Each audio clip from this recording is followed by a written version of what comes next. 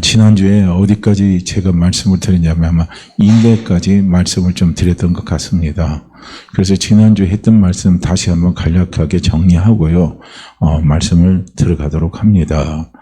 자, 우리가 이 믿음입니다. 우리는 믿음의 가치를 어디에 둬야 되냐면요. 뭐 능력을 받는다, 병을 고침받는다, 문제를 해결받는다, 뭐 우리가 또 모든 일이 잘 풀린다. 그래서 당신은 믿음이 있고 믿음이 있는 사람이다. 우리가 이제 믿음의 어떤 가치를 거기다 두게 되면은요 문제가 생기는 거예요.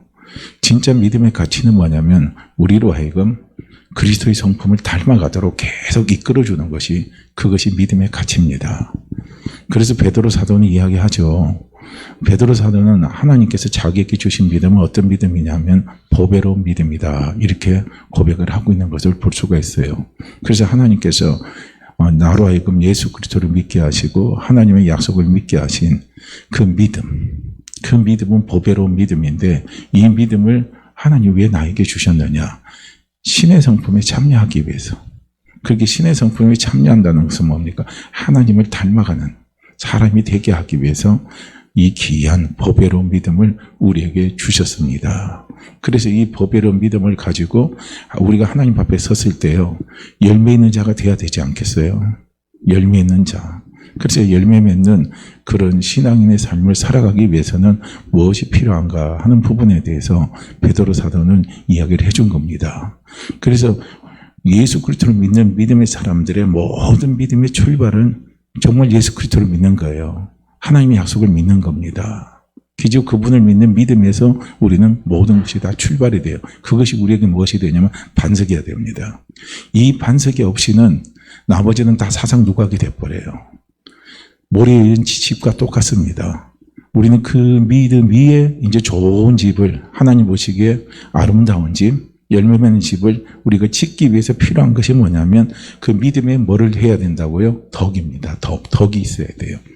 그래서 내가 뭐 구원받고 우리 죄 용서 다 받았으니까 예수 믿는 나는 이제 죄하고 관계없다. 난 죄에서 자유하였다 해서 다른 사람들이 볼 때 그냥 막 예수 믿는 사람들 엉막이라고 손가락질 당하고 그러면 안 된다는 거예요. 그래서 예수 믿는 사람들은 덕인데 이 덕은 뭐냐면 도덕적으로 다른 사람에 비해서 우월한 겁니다. 예수 안 믿는 사람들은 우리 예수 믿는 사람보다 하나님의 은혜가 너무 귀하니까요. 그들의 삶과 우리의 삶은 분명히 차이가 있어야 돼요. 도덕적으로 윤리적으로 더 우월한 삶, 뛰어난 삶, 본이 되는 삶, 영향력을 미치는 삶, 그 삶을 살아야 된다는 거예요. 실제로 이제 초대교회 때 안디옥 교회에서 그런 게 실제로 있었어요. 그래서 성도라는 이름이 거기에서 붙여진 겁니다. 성자 할 때 그게 거룩한 성입니다. 그 도가 무리도예요. 그래서 안 믿는 사람들이 예수 그리스도를 믿는 사람들을 보니까 자기들하고 차원이 다른 거예요. 삶을 살아가는 차원이 달라요. 그래서 보니까 저들하고 우리하고 비교해 보니까 생각하고 행동하고 말하는 것이 다 다르다 이거예요. 너무 거룩하다, 깨끗하다 이거예요. 그렇게 해서 그 사람들이 모이는 곳이 교회구나. 그래서 그 교회 다니는 사람들의 이름을 뭐라고 부르냐면 성도라 하고 그렇게 불러준 겁니다. 바로 이렇게 우리는요, 믿음이 있으면 덕을 쌓아야 된다는 거예요. 덕을 우리가 또 베풀 줄 알아야 되는 거고요. 덕을 나타낼 줄 알아야 됩니다. 이거는 또 다른 말로 한다면 선한 영향력을 우리가 끼칠 수 있어야 되는 거예요. 이것이 오늘날 우리 성도들에게 우리 교회에요. 참 많이 부족한 모습인 것을 우리는 솔직히 인정하지 않을 수가 없습니다. 그래서 자꾸 우리는 교회를 위해서 기도할 때 하나님 교회가 세상을 향해서 선한 영향력을 끼쳐갈 수 있도록 도와주십시오. 그래서 이제 선한 영향력을 끼치는데 또 중요한 것은 뭐냐면 거기에 지식이 있어야 돼요. 지식은 뭐냐면 분별력이에요. 판단할 수 있는 지혜입니다. 이게 있어야 되는 거예요. 이게 없으면요, 내가 선한 의도로 한 것이요, 결국은 남에게 뭘 주냐면 피해를 줘버려요. 이런 현상들이 생기는 거예요. 우리가 하나님 앞에 나와서 예배드리는 거 얼마나 선한 일입니까? 우리가 하나님 앞에 나와서 우리가 나라와 민족을 위해서 기도하는 거 얼마나 선한 일입니까? 위기가 찾아올 때, 어려움이 찾아올 때, 힘듦이 찾아올 때요, 우리가 예를 들어서 그걸 우리가 기도하는 거예요. 그리고 또 어렵고 힘든 일이 나타나고 위기가 나타날 때 성도들이 앞장서서 나가서 뭐 구제도 하고 봉사도 하고 다 해줘요. 그러고 또 기도도 해요. 그런데 이제 거기에 좋은 열매가 맺으려면 무엇이 따라야 되냐면 거기에 지식이 있어야 된다는 거예요. 그래서 우리가 신앙생활을 할 때요, 성도들이 우리 지식의 판단의 기준은 뭐냐면 말씀을 통해서 우리가 판단하면서 달려갈 수 있어야 돼요. 근데 그것이 뭐냐면 우리가 신앙은요, 주관적이 있고 객관적이라고 그랬어요. 그러니까 주관성과 객관성이 신앙은 같이 공존을 하고 있어요. 그것이 균형을 맞춰야 된다는 거예요. 그래서 주관적인 게 너무 지나치면 모든 걸 영적으로 가다 보면은 무엇이 되면 무지가 올 수도 있어요. 그럼 그게 잘못하면 신비로 빠져버리는 거예요. 그리고 또 너무 또 객관성만 간다고 하다 보면 주관적인 게 빠지면요, 신앙생활이 드라이합니다. 메말라 버려요. 그런 게 이 두 개가 잘 맞춰서 가야 된다는 거예요. 이게 이제 돼야 되는데, 그런데 여기서 이제 지식이라는 것은 객관적으로 남들이 봤을 때 객관적으로요, 그런 부분들은 이것은 정상적이다 하고 이렇게 판단할 수 있는 어떤 판단의 근거를 따라서 우리가 신앙생활을 할 필요가 있다는 겁니다. 그럼 뭐 갑자기 주님이 재림하신다고 흰옷 입고 가서 그냥 산 꼭대기 올라가서 예수님 재림하고 우리가 공중 재림하니까 그냥 우리가 휴거 낼 거니까 당신들 그냥 매스컴 다 불러다가 어떻게 합니까? 카메라 다 동원해서 사진 다 찍어라. 그거 누가 봐도 비정상입니다. 비정상이에요. 합당치가 않는 거예요. 분명히 주님이 성경에 뭐라고 말씀하니까 주님이 오신 것은 도적같이 오시고 휴거도 우리가 알지 못하게 도적같이 일어나는 일들이에요. 그렇기 때문에 항상 너희는 껴있으라고 그랬지 미리 하나님이 뭐라고 말씀하시고 날짜에 정해주는 거 아니거든요. 그러니 이제 그런 부분에 대해서 분별력이 없게 되면은 우리는 무지에 빠져버려요. 무지는 자기 열심으로 나가서 남에게 피해를 주고 결국은 자기도 멸망하는 게 이게 무지입니다. 그 이제 한 일리로 든다면은 이제 믿음의 덕의 지식이에요. 그러면 그 지식적인 선한 영향력이 세상을 향해서 우리가 열매를 맺으려면 지식이 있어야 된다는 거예요. 그것이 바탕이 되지 않으면 열매가 맺혀지지 않는 겁니다. 나는 열심히 했는데 열매가 안 나서 손가락질 당하는 거예요. 내가 볼 때는 분명 이건 선하다고 생각했어요. 근데 손가락질 당해요. 이제 일리로 하나를 든다면요. 이제 과거 중세 때 패스트 있잖아요. 패스트균이 쫙 퍼졌습니다. 유럽에. 이게 흑사병이라고 그러잖아요. 흑사병. 흑사병이 확 퍼졌어요. 그래서 수많은 사람들이 죽어나갔습니다.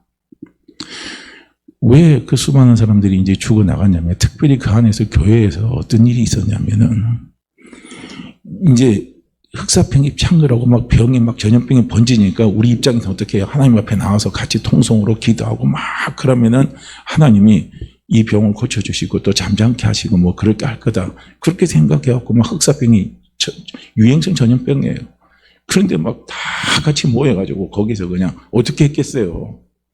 뜨겁게 기도하고 막 간구하고 그렇게 했겠죠. 그러다 보니까 오히려 전염병을 더 키워버리고 더 확장시키는 역할을 교회가 해버린 거예요.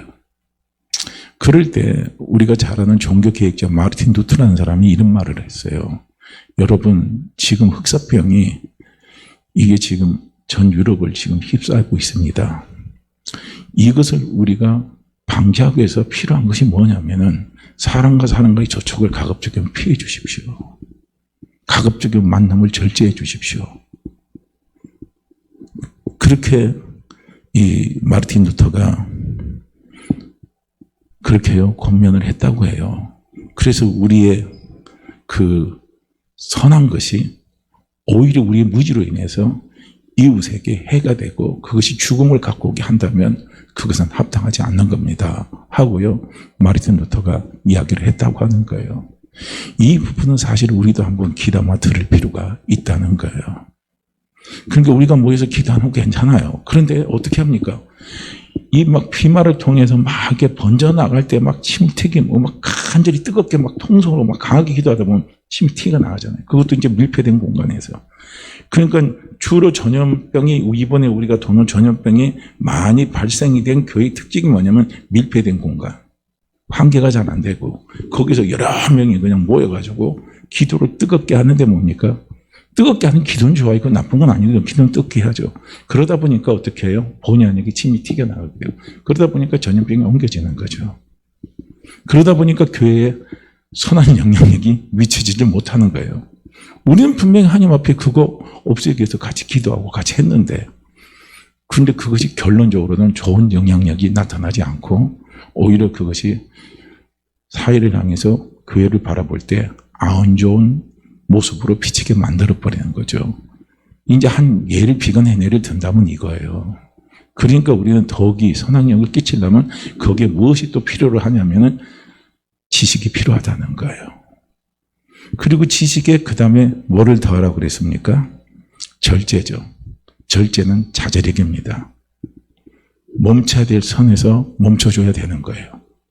우리가 모든 일에서 너무 지나치면 병도 생기고, 너무 지나치면 문제가 생기고, 너무 지나치면요, 사업하는 사람들 무너질 수가 있어요. 부도날 수가 있습니다. 너무 지나치면 안 돼요. 우리가 신앙생활 할 때도 마찬가지인 거예요. 내가 지금 이해하지 못하는 일이 내게 나타난다 할지라도 어떻게 합니까?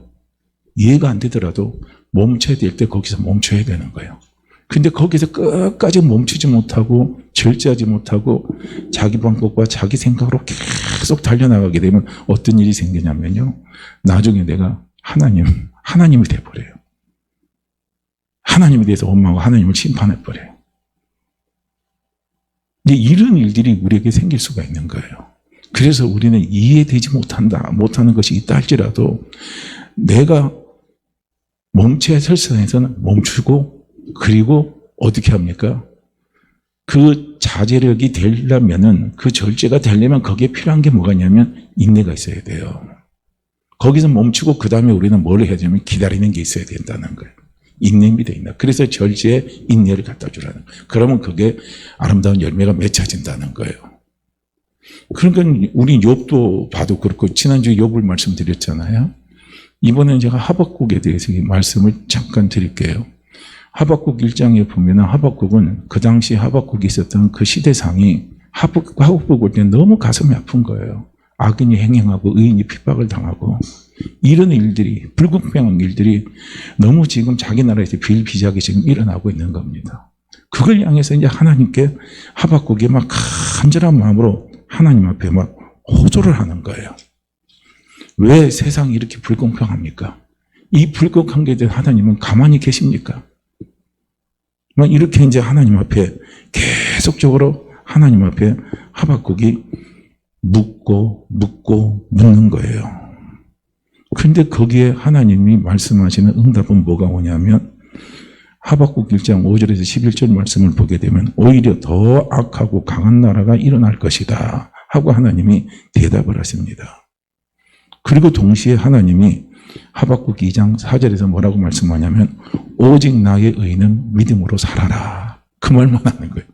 믿음으로 살아라 이거예요. 나를 믿는 믿음으로 살아라 이거예요. 그러니까 우리 성도의 인내는 뭐가 반드시 들어가지? 믿음이 들어가는 거예요. 할렐루야. 세상 사람들이 인내하는 그냥 참고 기다리는 거예요. 그냥 참는 거예요. 힘이 없어서 참고, 싸우기 싫어서 참고, 내 운명이 그러려니 하고 참고, 그리고 견뎌나가요. 그런데 예수 믿는 우리는 거기에 믿음이 있어요. 하나님께 대한 믿음이 있습니다. 그래서 우리는 내가 더 이상 이해되지 않는 선에서 우리는 하나님을 믿는 거예요. 하나님은, 아버지는 선하신 하나님이십니다. 하나님은 모든 것이 완벽해서 반드시 손으로 갖다 주시는 분이십니다. 우리는 그분을 믿고 그 다음에 기도하면서 우리는 기다리는 거예요. 이것이 성도의 인내입니다. 그래서 하박국이 결론적으로 그가 고백하는 게 우리 너무나 잘 아는 말씀의 구절이잖아요. 하박국 3장 17절 18절 말씀에 보면 하박국이 그런 고백을 하죠. 뭐라고 고백합니까? 비록 무화과 나무가 무성하지 못하며 포도나무에 열매가 없고 감람나무에 소출이 없고 밭에 식물이 없고 우리의 양이 없고 외양간에 소가 없을지라도 나는 여호와를 인하여 즐거워하며 나의 구원의 하나님을 인하여 나는 기뻐합니다 하고요, 하박국 선지자가 거기서 고백하는 거예요. 이게 인내입니다. 할렐루야. 우리는 이해하지 못할 어떤 것이 온다 할지라도, 왜냐하면 우리는 유한합니다. 하나님이 욥에게 깨닫게 한 게 바로 그거예요. 욥이 자기의 삶 속에서 이해 못할 일들이 자기에게 닥쳐고 왔어요. 그래서 하나님 앞에 대항도 해보고 원망도 하고 탄식도 해보고 다 했는데 하나님 주신 답은 뭔 줄 아십니까? 욥, 우리입니다. 인간입니다. 티끌만도 못한 게 인간이라는 것을 하나님이 욥에게 딱 깨닫게 하는 거예요. 그럼 거기 답이 다 끝나버리는 거예요. 그러면 우리는 맡기고 기다리는 거예요. 그게 되는 거예요. 우리가 하나님을 얼마나 압니까? 우리는 하나님의 일부만 알지 전부를 알 수가 없어요. 우리가 하나님 앞에 가는 그날까지요. 우리는 하나님의 일부만 알지 전부는 알 수가 없습니다. 이 세상에 어느 누구도 다 마찬가지인 거예요. 그렇기 때문에 우리가 하나님을 아는요, 그것은요, 우리의 한계가 있어요. 그 한계가 있기 때문에 내 한계 이상으로 더 알려고 하다 보면은 그게 이상하게 빠졌고 이단으로 가요. 거기에 사단이 역사합니다. 광명의 천사로 나타나서요. 사단이 역사해서 이단으로 끌고 가버려요. 그러니까 거기서 더 이해가 안 될 때는 그냥 참고 기다리라는 거예요. 기다리면요, 기다리다 보면은 때가 되면요, 성령께서 우리에게 뭡니까? 조명하는 은혜를 주셔서 그 전에 그 깨닫지 못하고 그 전에 그 이해하지 못하고 그 전에 소화하지 못했던 것들이 깨달아지고 이해하고 소화되게 하시는요, 그런 은혜를 성령이 우리에게 가르쳐 주십니다. 그래서 믿음의 사람들은 인내하고 기다릴 줄 알아야 된다는 거예요. 욥이 자기의 유한함을 깨달았어요. 그러면서 욥이 고백한 게 난 티끌만도 못한 존재라는 거예요. 정말 티끌만도 못한 존재가 하나님을 판단했다는 게 이게 얼마나 무섭습니까? 이게 얼마나 무서운 일이면서도 너무나 이게 무서운 거예요. 우리가 하나님을 판단한다는 거요. 우리 신앙생활하다 우리가 잘못하면요, 하나님을 판단할 때가 얼마나 많이 있습니까? 우리 하나님 판단하면 안 되거든요. 그냥 그분을 믿고 기다리는 거죠. 그러니까 욥이 믿고 기다리니까 문제 해결이 싹 돼버리는 거예요. 나중에 하나님 완전히 다 회복해 하시는 그런 은혜를 하나님 욥에게 갖다 주셨잖아요. 그래서 열매를 맺으려면 무엇이 또 필요하냐면 절제에 인내가 들어가야 된다는 거예요. 그러면 이제 인내할 수 있는 사람은 왜 어떻게 인내하느냐? 인내가 가능하려면요, 그 다음에 뭐가 되냐면 경건이 들어가야 되는 거예요. 경건은 무엇입니까? 경건은 하나님을 두려워하는 거예요. 하나님을 두려워하는 거. 이게 유세베리아인데요. 하나님에 대한 경외심이고, 그 하나님에 대한 경외심은 존경하면서 두려워하는 게 이게 경외예요. 그리고 이 경건이라는 것은 무엇이냐면 하나님의 뜻 아래 내가 겸손하게 엎드려서 복종하는 태도입니다. 이게 경건이에요. 그게 우리에게 필요한 것이 경건이 필요하다는 거예요. 인내가 되려면 그 다음에 따라와야 될 게 뭐냐면 경건이 돼야 되는 거예요. 하나님께 대한 두려움과 경외심, 이게 있어야 돼요. 그리고 하나님의 뜻이라면 난 무조건 거기서 순종하겠습니다. 겸손히 순종하고 자기를 낮추는 거예요. 자기를 내려놓는 거예요. 그게 욥이 욥기 42장에서 그가 회개한 게 바로 그거였어요. 티끌을 뿌리면서 죄를 뿌리면서 하나님 앞에 막 회개하고 막 통곡했잖아요. 자기를 내려놓는 거예요. 나를 완전히 내려놔 버리는 거예요. 내려놓고 그 다음에 하나님 앞에 회개하니까 하나님이 그 다음에 역사하는 역사가 나타나기 시작하는 거예요. 우리의 삶에서 하나님의 능력과 하나님의 선하신 역사가 나타나게 하려면요, 우리의 태도는 어떤 태도여야 되냐면 하나님 앞에 겸손하게 우리는 무릎 꿇는 게 돼야 돼요. 겸손하게 무릎 꿇는 거예요. 주 뜻대로 하시옵소서. 주께서 자하시라면 저는 자고 주께서 우월하시라면 저는 우룩하겠습니다. 우리가 기도할 때 기도의 가장 중요한 목적이 뭔 줄 아십니까? 하나님 앞에 복종하기 위해서, 순종하기 위해서 기도하는 거예요, 사실은요. 딴 거 아니에요. 병 고침 받기 위해서. 병 고침도 마찬가지 아니에요. 내가 순종하지 못하면 병 고쳐지겠습니까? 안 되죠. 그러니까 우리의 기도의 목적은 뭐냐면 하나님 앞에 순종하는 겁니다. 자꾸 하나님 앞에 우리가 낮아지는 거예요. 그것이 기도의 목적입니다. 그래서 기도의 사람들은, 진짜 기도의 사람들은 하나님 앞에 자꾸 자기를 낮추는 거예요. 자기를 자꾸 내려놓는 겁니다. 그래서 우리가 마음이 상하고 내가 막 내 안에 쓴뿌리, 내가 이해할 수 없는 격동의 감정들이, 그런 것들이 내 안에 막 밀려와요. 내가 주체할 수 없는 어려움이, 어떤 무거운 짐들이 우리에게 막 밀려올 때요, 우리 믿음의 사람들은 어떻게 하면 기도하시라는 거예요. 그래서 기도하다 보면요, 하나님이 나를 보게 하시고 나를 보게 해요. 하나님 앞에 나를 보게 합니다. 아버지 앞에 나를 보게 하는 거예요. 예수 그리스도 앞에 나를 보게 하는 거예요. 나를 보니까 거기서 우리가 낮아지는 거예요. 내 감정이 누그러지게 되고 내 그 무거운 짐을 아버지가 지어주신다는 그런 어떤 믿음도 오면서요, 우리가 낮아지는 거예요. 낮아지면서 맡기면서 달려가는 겁니다. 그래서 우리가 하나님 앞에 아름다운 집을 짓고 그 다음에 귀한 열매를 맺기 위해서 필요한 것이 뭐냐면요, 경건이 필요한 거예요. 경건의 대표적인 사람을 든다면요, 그 누구겠습니까? 다윗 아닙니까? 다윗과 반대되는 인물을 우리가 찾아내면 항상 사울이 나올 수밖에 없습니다. 사울 왜 하나님 앞에 택함을 받았어요? 하나님이 사울을 택한 이유가 있어요. 하나님이 이스라엘을 택한 이유가 있습니다. 그들이 머리가 좋고 똑똑해서 택한 게 아니라는 거예요.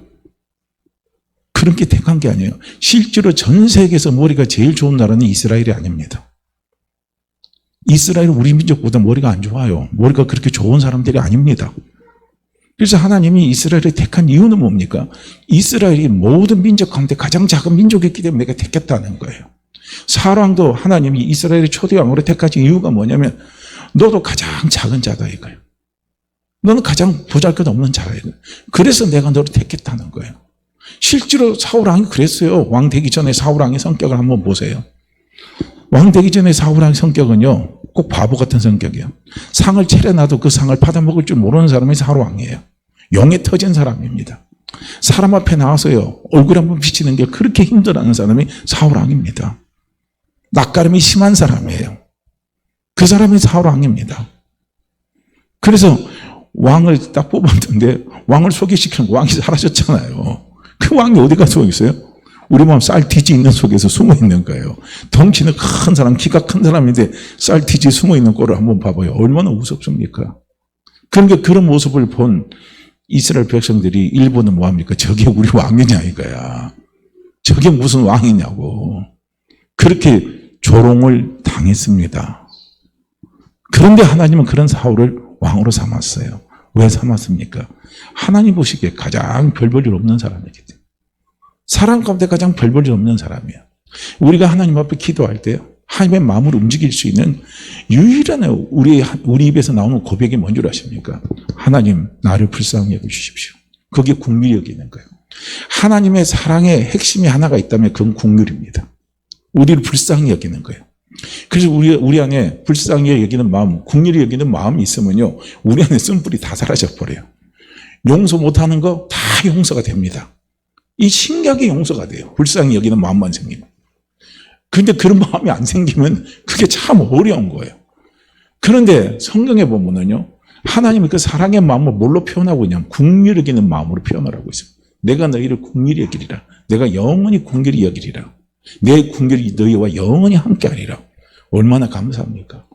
그러니까 하나님 앞에 우리가 나중에 안 될 때는요, 하나님 저 불쌍히 여겨주세요. 기도도 안 돼요. 기도하려고 하는데 기도도 안 돼요. 머리로는 기도해야 된다고 하는데 기도도 안 돼요. 머리로는 하나님의 말씀 가까이 해야 된다고 하는데 하나님 말씀이 가까이 안 돼요.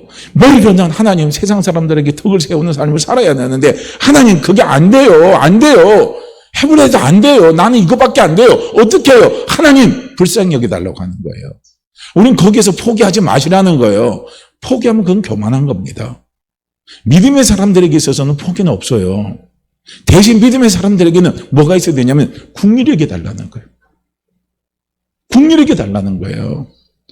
나는 내 마음에 상처를 안고 나는 막 계속 살아가는 내 모습을 보면 막 답답할 때도 많잖아요. 그럴 때 어떻게 해요? 나는 성격 이 모양이니까. 그래요, 성격 이 모양이에요. 거기서 하나님 포기하기를 원치 않는 거예요. 하나님 거기서 어떻게 합니까? 내 성격이 이 모양이니까 하나님 저를 좀 긍휼히 여겨달라는 거예요. 저를 좀 불쌍히 여겨달라는 거예요. 그러면서 자꾸 그 고백을 하나님 앞에 자꾸 드려보세요. 그러다 보면 하나님 아버지가 나를 불쌍히 여겨주시면요, 어느 날 기도의 문이 확 열려져요. 참 그거 신기한 거예요.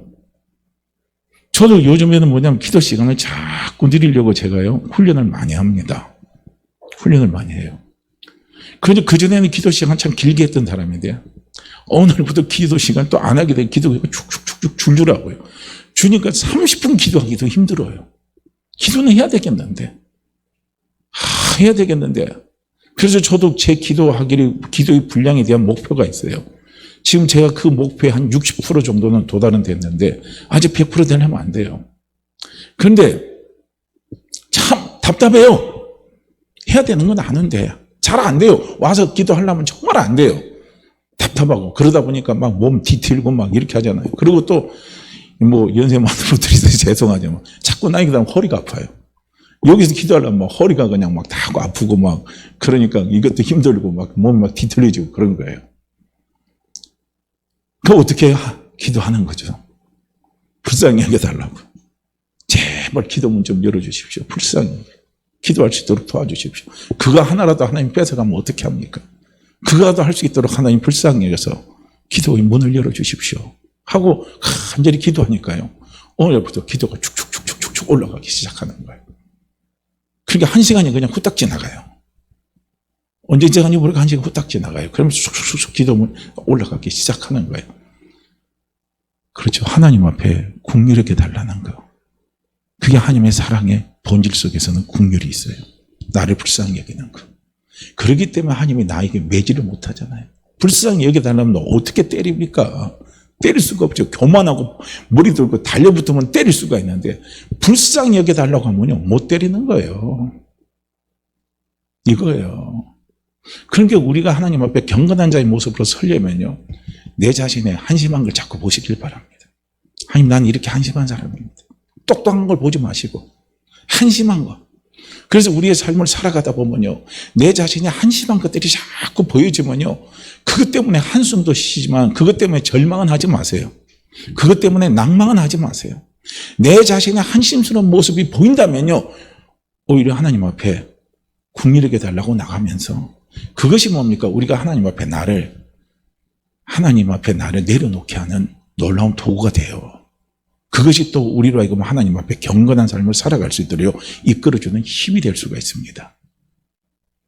그래서 우리가 열매를 맺는 삶이 되려면은 뭐가 돼야 되냐면 경건이 돼야 돼요. 그래서 다윗 왕은 사울이 처음에 뽑혔을 때는 그렇게 뽑혔어요. 근데 어떻게 합니까? 이제 성경의 기름 부음이 그에게 또 나타나고, 그 다음에 전쟁에서 막 이기기 시작하고 사람이 그를 막 높여주기 시작하니까 드디어 사울이 교만해지기 시작하잖아요. 그러면서 하나님 앞에 복종 안 하잖아요. 하나님 앞에 순종 안 하는 거예요. 자기가 교만했다가 하나님 앞에 순종 안 했다가도 정말 사울 왕이 계속적으로 하나님 앞에 회개하는 마음의 심령을 가지고 살았다면 하나님이 사울 왕을 버리지 않았을 겁니다. 그런데 하나님의 영이 사울 왕을 떠나버린 거예요. 그러니까 그 후에 누가 들어옵니까? 악령이 들어오는 거예요. 악령은 자기 욕심을 끌어서 움직이게 만들어요. 그렇게 사울 왕 속에 욕심이 생겨버린 거예요. 이스라엘 왕은 영원히 내가 해야 되는 거고, 내 후손들이, 우리 집안이 이스라엘이 대대로 이스라엘 왕이 되기를 원하는 욕심이 생기는 거예요. 그러니까 하나님이 사울 왕을 버리고 그 다음에 택한 사람이 누구예요? 다윗이잖아요. 다윗이 이제 하나님의 그 이스라엘 왕으로 기부받다는 소식을 들으니까 그 다음부터 뭐가 됩니까? 사울 왕에서는 시기와 질투가 생기고 불안이 막 찾아오기 시작하는 거예요. 그래서 틈만 나면 어떻게 합니까? 다윗을 죽이려고 하는 거예요. 이거예요. 악한 영이 들어오면 그렇게 만들어버려요, 우리를. 이게 참 무서운 겁니다. 그래서 하나님이 분명히 말씀하잖아요. 내가 너를 택한 이유는 네가 가장 작은 자이기 때문에 내가 너를 택했다, 이거예요. 이유를 말하는 거예요. 그래서 우리는 하나님 앞에 항상 작은 자의 모습으로 서야 돼요. 가장 작은 자의 모습으로, 가장 보잘것없는 자의 모습으로 우리는 신앙생활을 하면 할수록 우리가 그게 더 느껴져야 되고, 그것이 더 체험되어야 되고, 정말 그것이 우리 입술 속에 신음같이 고백이 돼서 나오는 게, 그게 정말 은혜입니다. 그게 정말 축복이에요. 그 사람만이 뭡니까? 하나님을 경외할 수가 있어요. 그 사람만이 경건의 삶을 점점 살아갈 수 있는 힘을 공급받을 수가 있다는 거예요. 그런데 반대로 다윗을 보세요. 다윗도 택함 받았을 때는요, 아버지 눈에 들지도 않는 사람이 다윗 왕 아니에요. 사무엘에 갔는데 당신 집에 자녀들 쭉 데려와 보시오 했는데 딱 진열은 했어요. 선은 다 보였어요. 근데 누가 빠졌어요? 다윗이 빠진 거예요. 아버지는 아예 부르지도 않은 거예요. 아버지 눈에는 들어오지 않는 거예요. 마음에 하나도 안 든 자식이에요. 그러니까 양치기만 시켜버린 거죠. 그런데 사무엘이 뭐랍니까? 요 말고 자식 누가 없습니까? 있을 건데 데려오시오 하니까 그때 다윗이 딱 왔잖아요. 그렇게 하나님이 다윗을 택했잖아요. 이스라엘 왕으로 기름 부었잖아요. 그게 하나님은 뭘 봅니까? 외모를 보지 않고 그 사람의 중심을 본다고 그랬어요. 할렐루야. 그러니까 우리도 애통할 때 늘 중심을 갖고 애통하는 거예요. 우리가 애통할 때. 그래서 다윗왕을 택하고 그리고 다윗과 하나님이 함께 하시면서 어떻게 해요? 다윗이 점점 유명한 사람이 되잖아요. 그렇다고 해서 다윗이 막 모든 걸 하나님의 뜻에 거슬려서 움직이질 않아요. 그 다윗의 그 대표적인 하나님을 경외하는 대표적인 한 예를 들자면은 다윗과 사울왕의 관계는 참 묘한 겁니다. 다윗은 사울왕한테 충성을 다했어요. 그런데 사울왕이 다윗에게 갖다 준 건 뭐만 갖다 줘요? 상처만 갖다 주는 거예요. 계속 상처만 갖다 주는. 나는 그 사람의 충성 다했어요. 사심없이 충성 다했어요. 그런데 그 사람은 계속적으로 나를 힘들게 하고 못 살게 구네요. 그러니까 다윗은 사울왕에게 엄청난 상처를 많이 받은 사람입니다. 우리도 한번 보세요. 상처를 나에게 상처 준 사람 이거 잊기가 힘들어요. 참 거기서 벗어나기가 어려운 거예요. 언젠가는 막 이런 생각들이 우리 마음속에 확 사로잡고 있는 게 많습니다. 그런데 다윗이 사울왕의 추격에 쫓겨서 도망 다녔잖아요. 그러면서 2번이나 다윗이 사울왕을 죽일 수 있는 기회가 됐어요. 그렇지만 다윗은 사울왕을 죽이질 않았습니다. 살렸어요. 그러면서 사울왕에게 고백한 고백이 뭡니까?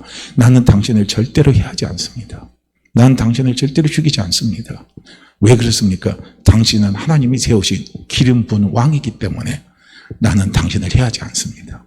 하나님만이 당신을 판단합니다. 하나님만이 당신을 다스리십니다. 이게요, 경건의 사람이에요. 할렐루야. 하나님 앞에 맡기는 거예요. 그러니까 사도 바울이 로마서에서 이야기하잖아요. 원수 갚는 거 나에게 맡기라 이거예요. 원수 갚는 거 다 나에게 맡기라 이거예요. 내가 해결해 주겠다 이겁니다. 그러니까 경건이 되는 사람은 맡기는 거예요. 경건이 안 되면 못 맡기는 거예요. 그러니까 하나님을 경외하는 마음이 우리 속에 있어야 된다는 거예요. 그러니까 하나님을 경외하는 마음은 다 어디서 오냐면요. 나의 약함을 보시라는 거예요. 나의 한계를 보시라는 거예요. 사람이 한계가 있고 나라는 사람의 한계가 이렇구나 하는 것을 우리는 보는 거예요. 그걸 자꾸 볼수록 우리는 하나님을 어떻게 하냐면 낮아지는 사람이 되는 겁니다. 하나님 앞에 낮아질수록 우리는 뭡니까? 하나님을 경외하는 사람이 돼요. 하나님을 의지하는 사람이 되고 그리고 하나님 앞에 순종하는 사람으로 우리가 바뀌어가는 거예요. 그래서 우리가 하나님 앞에 열매 맺는 삶을 살려면은 인내에 뭐가 또 들어가야 되냐면 경건이 들어가야 된다는 거예요. 하나님을 두려워하는 마음, 하나님 앞에 순종할 수 있는 마음, 나 자신을 바라보고 하나님 앞에 순종하고 하나님을 경외하고 두려워하는 그 마음이 우리에게 있어야 되는 거예요. 그래서 이 베드로 사도는 우리가 베드로 전후서를 항상 읽어보면요, 그 핵심적인 흐름이 뭐냐면 재림에 대해서 이야기를 많이 하더라고요. 재림입니다, 재림. 그래서 재림을 기다리고 재림을 준비하는 성도의 태도는 뭐냐면 늘 내가 하나님 앞에 섰을 때의 모습을 생각하라는 거예요. 아버지 앞에 섰을 때 내 모습을 생각하라는 거예요. 그게 제일 중요합니다. 그래서 우리는 하루하루 삶을 살아갈 때마다 우리는 늘 하나님 앞에 섰을 때, 그러니까 하나님의 임재 앞에 섰을 때 내 모습을 우리는 진지하게 생각하고 돌이켜볼 수 있어야 돼요. 그래야 우리의 삶에 아름다운 열매가 맺혀집니다. 누가 맺히게 합니까? 하나님이 맺히게 해주시는 거예요. 성령님이 맺히게 해주시는 거예요. 아름다운 열매는요, 하나님만이 맺게 하시는 거예요. 성령님만이 맺게 하는 거예요. 이 육의 열매는요, 아름다운 열매를 맺기가 어렵습니다. 선한 열매를 못 맺어요. 우리 육은요. 그러나 영은 아름다운 열매를 맺습니다. 그 열매를 맺기 위해서 경건이 들어가야 되고요. 그 열매, 그 경건 위에요. 그 다음에 또 본문은 뭐라고 이야기하고 있죠? 6절 좀 띄워주세요. 경건에 뭐라고 그랬습니까? 형제 우애를 그렇게 말하죠. 경건의 형제 우애를 이야기합니다. 여기는 형제 우애한 말은 뭐냐면 필라델피아예요. 필라델피아. 꼭 미국 도시 이름 있죠. 필라델피아. 이게 형제 우애입니다. 이게 이제 원어적으로 들어가 보니까 이게 엄마의 자궁에서 태어난 형제입니다. 그게 또 한 배에서 태어난 사람을 이야기하는 거예요. 동복의 동복. 그게 형제예요. 그럼 이게 이제 우리가 영적으로 풀이를 하게 되면 예수 그리스도 안에서 믿음으로 하나 된 우리 믿음의 사람들이에요. 성도예요. 교회 공동체입니다. 이것이 형제입니다. 형제. 그래서 예수 믿는 우리가 아름다운 열매를 맺으려면요, 형제 우애가 있어야 돼요. 이걸 제가 이제 다른 세번역이라는 성경책을 보니까 거기에는 뭡니까? 성도 간에 우정과 사랑이 있어야 된다. 정과 사랑이 있어야 된다. 이 말을 하더라고요. 맞는 말이죠. 그러니까 교회 안에는 성도 간에 뭐예요? 정도 있어야 되고 따뜻한 정도 있어야 되고 교회 안에는 뭐가 있었냐면 사랑도 있어야 됩니다. 이게요, 교회 안에 있어야 돼요. 교회는 가만히 생각해 보면요, 교회는 너무 소중한 곳이에요. 교회는 너무너무 귀한 겁니다. 우리가 정이 있고 사랑이 있는 곳에서는요, 봉사가 저절로 나와요. 섬김이 저절로 나옵니다. 정이 없고 정 떨어지고요, 사랑이 없어지면요, 맹맹해집니다. 왜냐하면 관심을 안 둬요. 관심이 없어요. 집도 한번 보세요. 한번 이 정신적으로 크게 이렇게 좀 문제가 있어갖고 힘들어하는 사람들이 있잖아요. 그 집에 가보면은 완전히 다 쓰레기 같다고 그러잖아요. 그 전에 한번 공개된 적이 있었잖아요. 막 쓰레기가 꽉 차고 악취가 꽉 나가지고 막 그래서 나중에 마을 사람들이 들어가가지고 그걸 쫙 뭐 치워내는 거 TV에서 한번 방영해 줬잖아요. 그 사람은 이미 자기 삶에 대해서 너무 무기력증 빠지고 힘이 빠지니까 자기 자신에 대한 사랑이 없어요. 자기 자신에 대한 정이 없는 거예요. 그러니까 자기 모든 것을 다 방관해서 내버려 둬버리는 거예요. 그러니까 모든 게 다 쓰레기가 돼버리고 쌓여버리는 거예요. 관심이 없어버리는 거예요. 교회는 그런 곳이 되면 안 된다는 거예요. 우리 믿음의 사람들은 그렇게 하면 안 된다는 거죠. 성도 간에 뭐가 있어야 되냐면 정도 있어야 되고 사랑이 있어야 돼요. 그래서 정이 있고 사랑이 있으면 섬김은 저절로 나와요. 봉사는 저절로 나옵니다. 하라고 해서 나온 게 아니라 사랑이 있으니까 섬겨지는 거예요. 정이 있으니까 섬겨주는 거예요. 그러니까 뭡니까? 교회에 더 나오고 싶은 마음이 생기고 더 끈끈하게 뭉쳐지는 힘이 생기는 거예요. 그러다 보니까 뭡니까? 교회 자랑도 하고 성도도 자랑도 하고 목사님 자랑도 하고 이런 것들이 되는 거예요. 근데 실질적으로요, 우리가 교회에 대해서 한번 보게 되면은 교회는 참 소중한 곳입니다. 교회는 너무너무 소중한 곳이 교회입니다. 우리가 이걸 먼저 알아야 돼요. 저는 오늘 하게 되면 여기까지 하고 아마 끝낼 수도 있을 겁니다. 자, 교회에 대해서요, 로마서 8장 28절부터요 30절까지 말씀 같이 한번 보죠. 오늘 이 말씀만 좀 같이 봅니다. 한번 띄워주세요. 로마서 8장 28절부터 30절까지 말씀이에요. 사도 바울이 오늘 제가 지금 말씀드린 로마서 8장 28절부터 30절에서 교회란 어떤 것인가 하는 부분을 우리는요 여기서 이해할 수가 있습니다. 자, 28절 이제 말씀 띄웠죠. 이제 한번 같이 읽어볼까요? 우리가 알거니와 하나님을 사랑하는 자, 거기까지 우선 끊자고요. 우리가 알거니와 하나님을 사랑하는 자입니다. 자, 이 말은 어떤 말이냐면은 우리가 알거니와 하나님을 사랑하는 자는 이 말은 이런 말이에요. 하나님의 사랑을 입은 자라는 거예요. 여러분도 아시잖아요. 여러분도 아시잖아요. 우리 모두가 알잖아요. 우리 알죠? 이거 믿어요? 이 소리하고 똑같은 거예요. 여러분 믿어요? 우리가 하나님의 사랑을 입은 자입니다. 하나님을 사랑한다는 말은 하나님의 사랑을 입은 게 전제가 되는 거예요. 그게 이제 요한일서에 들어가면은 우리가 이해할 수 있는 거예요. 사랑은 하나님께 속한 겁니다. 그래서 하나님이 먼저 우리에게 사랑을 보이셔줬고 사랑을 알게 하셨기 때문에 우리가 하나님을 사랑하는 거예요. 그래서 저 말이 그 말이에요. 그러면 저 말을 통해서 우리가 보게 되면 교회는 뭡니까? 하나님의 사랑을 입은 사람들이 모인 곳이 교회라는 거예요. 할렐루야.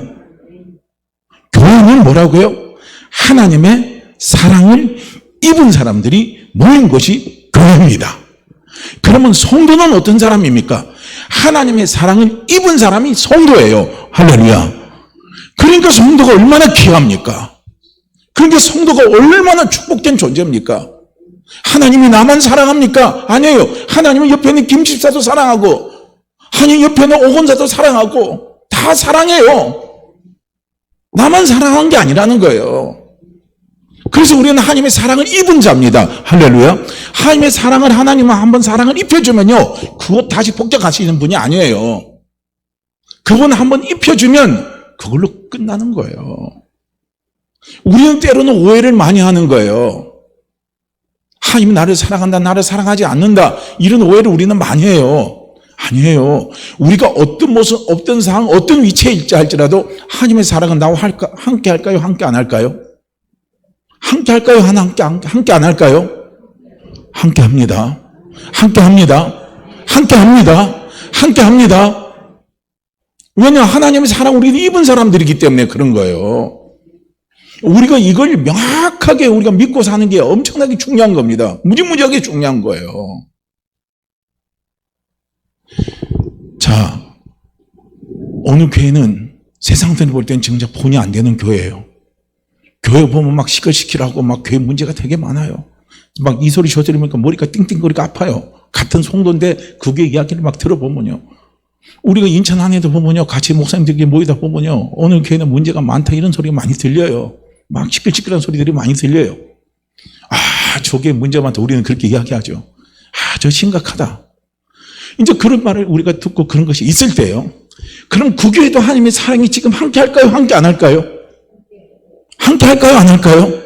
함께 합니다. 사람들이 그걸 나한테 적용해 보면, 사람들이 저를 보면요, 너 정말 문제 많은 사람이야. 너 심각한 사람이야. 너 성격이 하자가 되게 많어. 너 그렇게 어떻게 할래? 그리고 또 심지어는요, 너 같은 사람이 있으면 교회 안 다녀. 그런 소리까지 내가 들었어요. 하나님의 사랑이 함께 할까요? 안 할까요? 함께 할까요? 안 할까요? 함께 할까요? 안 할까요? 함께 합니다. 함께 합니다. 그럴지라도 하나님의 사랑은 함께 합니다. 늘 함께 합니다. 하나님의 사랑의 본질은 무엇이라고 그랬어요? 국률입니다. 그러니까 그런 소리를 듣고 있다면 우리는 하나님 앞에 어떻게 해요? 국률을 구하는 거예요. 아버지 앞에 나와서. 하나님, 세상은 우리 교회를 향해서 문제가 많다고 그러고 나를 향해서 문제가 많다고 그럽니다. 하나님, 그러니 어떻게 합니까? 나를 불쌍히 여기시고 우리 교회를 불쌍히 여겨주시옵소서. 에레미야에서 이야기합니다.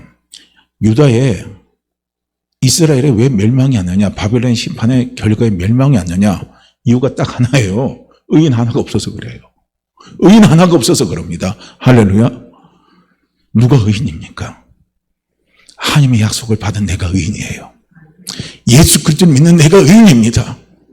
오늘 우리 시대에 필요한 것이 뭐냐면요, 나는 하나님의 사랑하심을 입은 사람이고 나에게는 하나님의 사랑이 떠나지 아니하시고 하나님의 사랑이 늘 함께하는 그 기도를 하나님은 듣기를 원하십니다 하는요, 이것이 우리에게 필요한 거예요.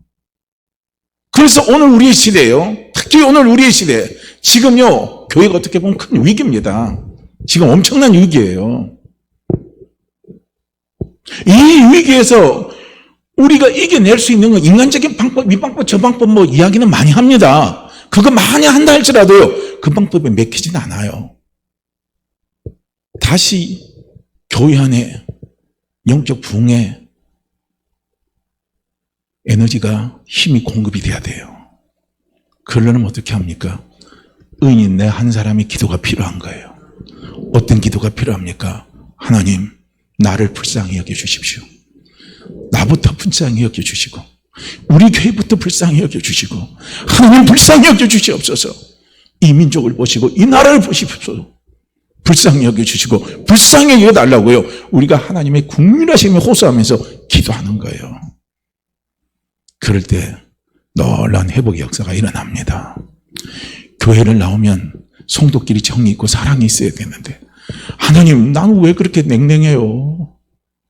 나는 왜 이렇게 냉랭해요? 나는 교회에 대해서 냉랭하고 성도에 대해서 냉랭하고 내가 봐도 너무 문제가 좀 있는 것 같아요.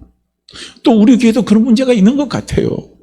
막 그런 것들이 막 느껴졌다면요, 기도하시길 바라요. 아버지 긍휼히 여겨주십시오. 아버지 정말 긍휼히 여겨주십시오. 하나님 불쌍히 여겨주십시오 하고요, 하나님 앞에 기도하시길 바랍니다. 왜냐하면요, 문제 있는 교회나 문제 없는 교회나 잘 되는 교회나 못 되는 교회나 심각한 교회나 심각하지 않는 교회나 그 성도들 모두에게는요, 제일 중요한 게 뭡니까? 하나님의 사랑이 함께하고 있다는 거예요. 하나님의 긍휼하심이 은혜가 함께하고 있다는 거예요. 우리 생각에는 문제가 없는 교회는 사랑이 있는 것 같고 하나님의 사랑이 있는 것 같고, 문제가 많은 교회는 사랑이 없는 것 같고, 문제가 없이 보이는 성도는 하나님의 사랑이 있는 것 같고, 문제가 있어 보이는 성도에게는 사랑이 없는 것 같죠? 안 그래요. 하나님의 사랑은 변함없습니다. 할렐루야. 하나님의 사랑이 절대로 편견이 없어요.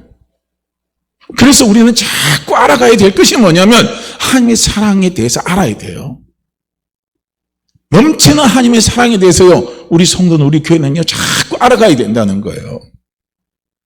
그래서 교회 안에는 형제 우애가 있어야 되고, 성도 간에 정이 있고 사랑이 자꾸 있어야 되는 거예요. 그것은 누가 만들어가는 게 아니에요. 그것을 만들어가게 하고 그런 은혜를 부어주시는 것은요, 주의 성령이 부어주시는 거예요.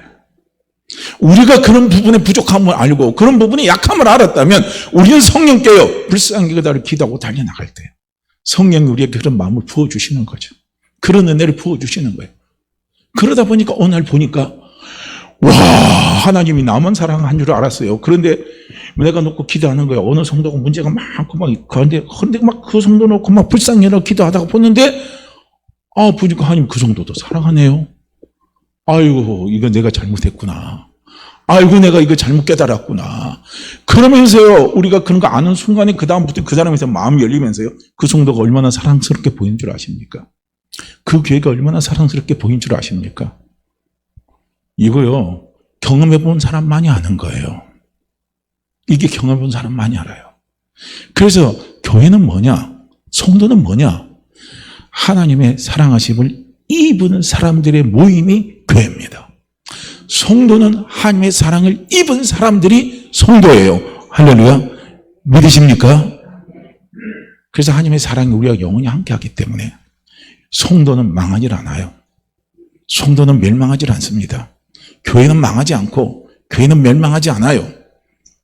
반드시 하나님은 모든 것이 합력해서 선으로 갖다 줍니다. 내 삶의 크고 작은 일, 내 삶에 부족하고 내 삶에 넘치는 모든 일들이 있잖아요. 내 성격에 좋은 거, 내 성격에 나쁜 것들 다 하나님은 합력해서요, 선으로 갖다 주시는 뭐 가장 좋은 선물로요, 우리에게 하나님은 갖다 주십니다. 왜 그런 줄 아십니까? 나는 하나님의 사랑을 입은 사람이기 때문에, 교회는 하나님의 사랑을 입은 것이 교회이기 때문에 그렇다는 거예요. 자, 그 다음에 또 한번 읽어보자고요. 오늘 여기까지밖에 못하겠네요. 그 다음에 또 같이 있죠. 곧 있죠. 곧 그의 뜻대로 부르심을 입은 자들에게는 모든 것이 합력하여 선을 이루느니라 그랬습니다. 자, 그럼 여기에서 교회는 어떤 곳이냐는 것을 또 찾을 수가 있어요. 그건 뭐냐면 하나님의 뜻대로 부르심을 입은 사람들의 모임이 뭡니까? 교회입니다. 교회예요. 그래서 하나님의 뜻이 뭐냐? 교회를 향한 하나님의 뜻은요, 뭐니까? 교회를 보면 하나님의 멸망시키려고 한 게 아니에요. 하나님은 당신의 기쁘신 뜻 가운데 우리를 부르신 겁니다. 나를 부르신 거예요. 우리 여기에서만 초점만 두고 오늘 말씀드릴게요. 자, 하나님의 뜻대로 우리가 부르심을 받은 사람이 교회입니다. 하나님의 뜻대로 부르심을 받은 사람이 성도입니다. 그죠? 그러면 하나님은 어떤 뜻으로 하나님이 성도를 불렀습니까? 에베소서 1장 3절과 6절 말씀해 보면 하나님이 기쁘신 뜻대로 우리를 부른 거예요. 할렐루야. 하나님이 나를 불렀어요. 하나님 기쁜 뜻대로, 하나님이 기쁘신 마음으로 누구를 불렀어요? 나를 부른 겁니다. 할렐루야. 나를 부른 거예요. 하나님이 기쁘신 뜻대로 뭡니까? 교회 공동체를 하나님이 만드신 거예요. 그래서 교회 공동체를 보신 하나님의 마음은 뭡니까? 슬픔이에요? 기쁨이에요? 최종적으로 항상 하나님의 교회 공동체를 보시는 마음은 기쁨입니다. 하나님의 교회 공동체를 보시는 마음은 기쁨이에요. 못나도 기쁨이에요. 잘나도 기쁨입니다. 부족해도 기쁨이에요. 넘쳐도 기쁨입니다.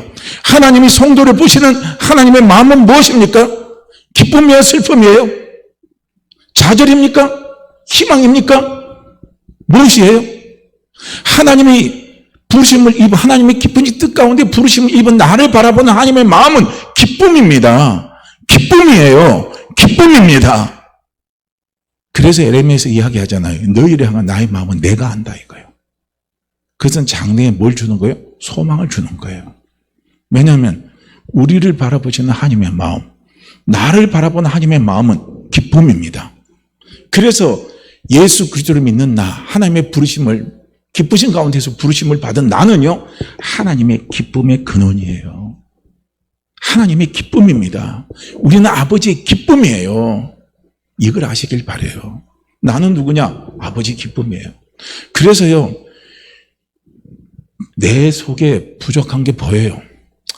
교회 나와서 봉사도 잘 못하고, 교회 나와서 헌신도 잘 못하고, 교회 나와서 제대로 하나님의 잘 섬기지 못하고, 그렇다고 세상 나가서 하나님의 뜻대로 잘 말씀대로 순종하면서 살아가지도 못하고, 야, 이런 나 뭐 할 거냐, 이런 내가 뭐 교회 나와서 내가 아무 필요도 없고 쓸데없는 사람이다.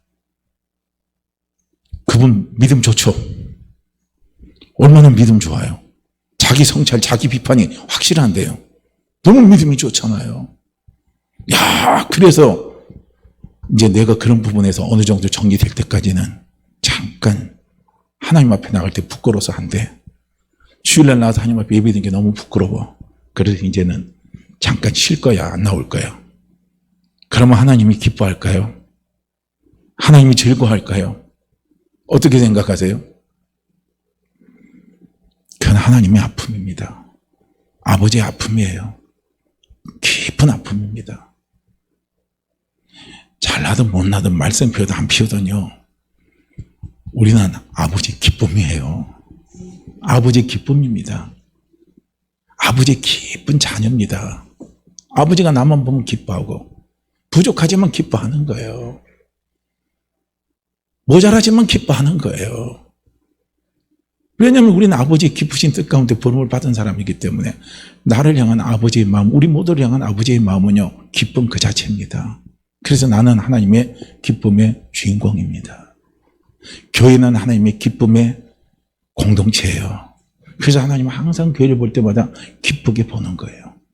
기쁘게. 그래서 우리는 하나님을 항상 어떻게 합니까? 기쁘게 하면서 우리는 그냥 살아가는 거예요. 기쁘게 사랑을 너무 막 거창하게 생각하지 마세요. 뭔가 막 크게 하나님 앞에 내가 한 덩어리 큰 덩어리 해야 하나님이 기뻐하지. 사소한 가운데, 부족한 가운데, 그래도 뭡니까? 하박국 선지자 고백한 고백이 바로 그 고백 아닙니까? 무화과 나무가 뭐라 그랬죠? 하박국 선지자가요, 고백한 고백이 있죠.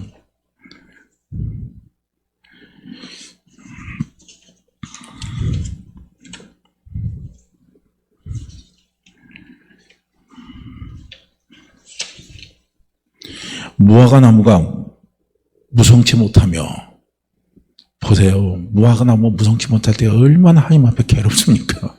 기죠? 너무 부끄러운 거예요. 포도나무에 열매가 없어요. 이 열매 없는 삶을 살아가는 나를 보고 그런 나처럼 막 느껴질 때는요, 죽고 싶을 때도 많을 겁니다. 내가 더 살아서 뭐하다, 이런 생각도 들고요. 감람나무에 소출이 없어요. 열매가 안 맺히는 거예요. 밭에 식물이 없어요. 양이, 우리의 양도 없어요. 경제적으로 물질적으로도 어렵고 힘이 들어요. 명함까지는 소가 없습니다. 그렇지만 나는 여호와를 인해서 즐거워하고 나의 구원의 하나님을 위해서 기뻐한다. 이게 뭡니까? 이 고백이 바로 그 고백이에요. 나는 하나님이 기쁘신 뜻 가운데서 부르심을 받은 사람이라 이거예요. 그래서 비록 내가 내 자신이 봐도, 남들이, 다른 교인들이 뭐야 나를 봐도 열매 없는 삶을 사는 신앙인처럼 보인다 할지라도, 내 삶에 물질적인 어떤 어려움이 내게 찾아온다 할지라도, 그것이 내게 있다 할지라도 뭡니까? 그래도 나는 하나님의 기쁨의 주인공입니다. 그래서 나를 불러주신 하나님 때문에 저는 기뻐합니다. 저를 택해 주신 하나님 때문에 저는 즐거워합니다. 이거요. 이게 놀라운 고백이에요. 진짜 놀라운 고백입니다. 이게 돼야 돼요. 우리는 뭔가 하나님 앞에 드러낸 게 있을 때는 막 즐거워하고 기뻐한다고 할 수 있지만요. 열매가 없을 때는요, 즐거워하고 기뻐하는 게 정말 어렵습니다. 그냥 숨고 싶고, 도망가고 싶고, 죽고 싶고, 쥐구멍이라도 찾고 싶은 게 우리의 심정이지만요. 아니에요. 우리는 하나님의 기쁨입니다. 우리는 아버지의 기쁨입니다. 나는 아버지의 기쁨입니다. 교회는요, 아버지의 기쁨의 공동체입니다. 그것이 교회예요. 그래서요, 형제 우애가 있어야 되는 거예요. 이걸 우리가 내 스스로가 경험하고 체험하고 깨닫는다면요, 교회는 저절로 뭡니까? 정이 생기고 사랑이 넘치게 돼 있어요. 사랑이 회복이 되게 돼 있습니다. 그래서 형제 우애를, 경건의 형제 우애를 잘하는 거예요. 내가 하나님을 두려워하고 두려워하는 마음이 있지만 거기에 더 아름다운 열매를 하나님이 맺기를 원하는 것은 뭡니까? 교회 공동체가 든든히 서가기를 원하시는 거예요. 나 한 사람이 든든히 하나님이 서가시기를 원하시는 것이요, 그것이 하나님의 마음입니다. 그래서 거기에 뭘 더하라고요? 형제 우애를 더하라. 하나님이 말씀하신 겁니다. 오늘 제가 여기까지 말씀드리고 마칠게요. 오늘 시간이 많이 흘렀습니다. 자, 우리 이 말씀 같이 읽고 기도하죠. 5절에서 7절까지 말씀 함께 읽고 기도합니다. 하나님, 우리 교회에 형제우애가 넘치게 하여 주시옵소서. 형제우애가 하나님 넘치는 교회가 될 수 있도록 도와주시옵소서. 나에게 그런 마음을 허락해 주시옵소서. 우리 기도합니다. 같이 읽고 기도합니다. 그러므로 너희가 더욱 힘써 너희 믿음의 덕의 지식을, 지식의 절제를, 절제의 인내를, 인내의 경건을, 경건의 형제우애를, 형제우애의 사랑을 더하라. 그러므로 너희가 더욱 힘써 너희 믿음의 덕의 지식을, 지식의 절제를, 절제의 인내를, 인내의 경건을, 경건의 형제우애를, 형제우애의 사랑을 더하라. 그러므로 너희가 더욱 힘써 너희 믿음의 덕의 지식을, 지식의 절제를, 절제의 인내를, 인내의 경건을, 경건의 형제우애를, 형제우애의 사랑을 더하라. 아멘. 우리 함께 같이 기도합니다. 오 할렐루야. 하나님 아버지, 참으로 감사하고 감사합니다. 아버지, 이 시간도